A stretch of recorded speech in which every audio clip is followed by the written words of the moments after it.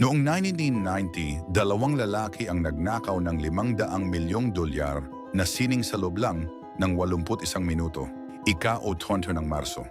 1:24 ng umaga, Gardner Museum sa Boston.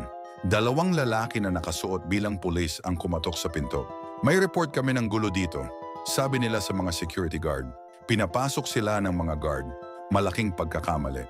Agad silang tinali at ginawang hostage ang dalawang guard. 81 minutong sistematikong pagnanakaw. Ginupit nila ang mga obra mula sa frame. Vermeer, Rembrandt, Degas. Pero nakakapagtaka, mas mamahalin pang mga painting ang iniwan nila. May listahan sila, may plano. 3 dekada na ang nakalipas. 10 milyong dolyar na reward. Libu-libong tips. Wala pa ring nahuli.